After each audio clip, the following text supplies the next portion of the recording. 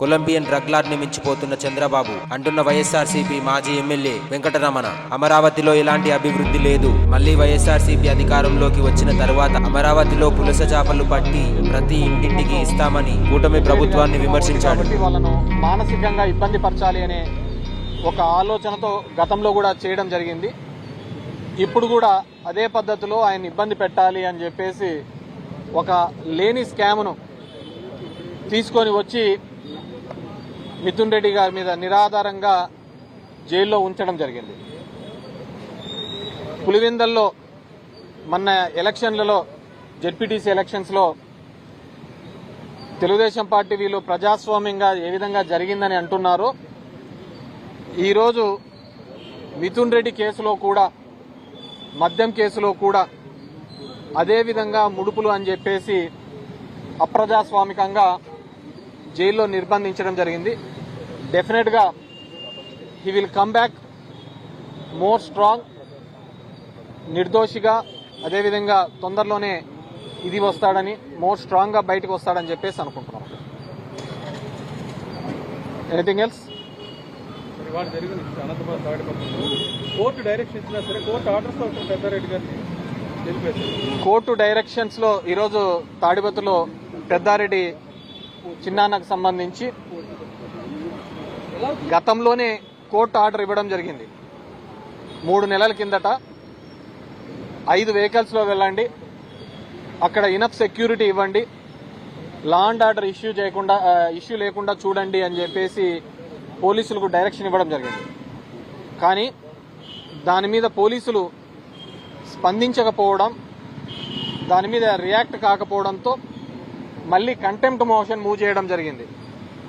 Contempt కూడా గౌరవ high court వాళ్లకు ఇది చాలా తప్పు, డెమోక్రటిక్ నేషన్లో, ప్రజాస్వామ్య దేశంలో ఉన్నప్పుడు ప్రతి పౌరుడికి కూడా వాళ్ళ ఊరికి వెళ్ళడానికి, దట్టు ఒక ఎక్స్ఎమ్మెల్యేని ఊరికి వెళ్లకుండా నిర్బంధించడం తప్పు అని చెప్పేసి 3 రోజుల కింద కంటెంప్ట్ మీద మళ్ళీ వాళ్ళను మందలిస్తూ ఆర్డర్ ఫ్రేమ్ చేసి ఈరోజు 10 నుంచి 11 లోపల మామూలుగా పెద్దారెడ్డి గారికి గతంలో ఇచ్చిన ఆర్డర్లో మీరు ఎప్పుడు వెళ్తే అప్పుడు ఎస్పీకి చెప్పమని చెప్పడం జరిగింది. ఎస్పీకి పర్మిషన్ లెటర్ పెట్టినప్పుడు ఎస్పీ గారు ఇచ్చేది ఏంటంటే, వైజాగ్లో నరేంద్ర మోడీ వస్తున్నాడు కాబట్టి తాడిపత్రిలో సెక్యూరిటీ ఇవ్వలేమన్నారు, కడపలో మహనాడు జరుగుతోంది కాబట్టి ఇక్కడ సెక్యూరిటీ ఇవ్వలేమన్నారు. So it's very shame. ఎక్కడో మోడీది జరుగుతుంటే 1000 కిలోమీటర్ల దూరంలో జరుగుతున్న దానికి తాడిపత్రిలో సెక్యూరిటీ ఇవ్వలేకపోవడం అనేది. సో వీటన్నింటినీ కోర్టు చేసి హైకోర్టుకు తెలియజేస్తే high court with date and time ఇచ్చింది. 18వ తేదీ 10 గంటల నుంచి 11 మధ్యలో మీరు వెళ్ళండి అని చెప్పేసి వెళ్తే దాన్ని కూడా నిర్బంధించి వెళ్లకుండా చేయడం నిజంగా వీళ్ళు ఎవరికి భయపడతారో నాకు అర్థం కావటం లేదు. వీళ్ళు రేపొద్దున ఎన్ని ఏళ్ళ ఉద్యోగాల్లో ఈ విధంగా ఉంటారో నాకు తెలుసు. All young IPS officers. మీ భవిష్యత్తుతో ఈరోజు చంద్రబాబు నాయుడు గారు వీళ్ళు ఆడుతున్న దాంట్లో మీరు బలైపోతున్నారు. సో కోర్టు డైరెక్షన్ ఇచ్చిన వీళ్ళు స్పందించకపోవడం, కంటెంప్ట్ మీద కూడా స్పందించకపోవడం దురదృష్టకరం. డెఫినెట్ గా మా చిన్నాన్న అక్కడే వెయిట్ చేస్తున్నారు, పెద్దారెడ్డి చిన్నాన్న. వాళ్ళు ఏదో మూవ్ చేశాము ఇది అని చెప్పేసి డెఫినెట్ గా ఏదేమైనప్పటికీ కానీ లా ప్రకారం, చట్ట ప్రకారం ఏం చేయాలో అవన్నీ కూడా మేము చేస్తాం. మళ్ళీ కూడా దీనికి అప్పీల్ చేస్తాం. సార్, మిథున్ రెడ్డి గారు అరెస్ట్ కానీ, పులివెందుల ఎన్నిక కానీ అన్ని కూడా రాష్ట్రంలో జరుగుతున్న అంశాలన్నీ కూడా ప్రభుత్వం ముఖ్యంగా కోర్టు డైరెక్షన్ ఇచ్చింది మిథున్ రెడ్డి గారికి సౌకర్యాలు కల్పించారు, వాటిని కూడా ఇంప్లిమెంట్ చేసే పరిస్థితి. ఇది అది చెప్తున్నాం కదా, వీళ్ళు ఎవరికి భయపడటం లేదు. ఇది నాకు అర్థం కావటం లేదు. ఇది ఏ రాజ్యమో? న్యాయస్థానాలకు భయపడటం లేదు, ప్రజాస్వామ్యానికి భయపడటం లేదు, ప్రజలకు భయపడటం లేదు. మనం ఎప్పుడో చూసాం కొలంబియన్ డ్రగ్ లార్డ్ పెబులో ఎస్కోబార్కు సంబంధించి. ఆ రోజు సుప్రీంకోర్టు మీద కూడా ఆయన వెళ్లి దాడి చేసి వాటిని ఇవన్నీ చేసినారు. అంతకంటే దౌర్భాగ్యంగా ఇక్కడ ఈరోజు ఈ రాష్ట్రంలో ఉన్నదన్నమాట. డెఫినెట్ గా దీనికి సంబంధించినది చంద్రబాబు నాయుడుకి ఏం కాదు, ఎవరైతే ఇంప్లిమెంట్ చేయడం లేదో ఆ ఉద్యోగస్తులు వాళ్ళు ఇబ్బంది పడే పరిస్థితి. సో కాబట్టి మీరందరూ కూడా న్యాయస్థానానికి, ప్రజాస్వామ్యానికి గౌరవం ఇచ్చేటట్లు చూడాలా. అండ్ ఇదంతా కూడా ఒక తప్పుడు కల్చర్ మనం నేర్పిస్తున్నాం.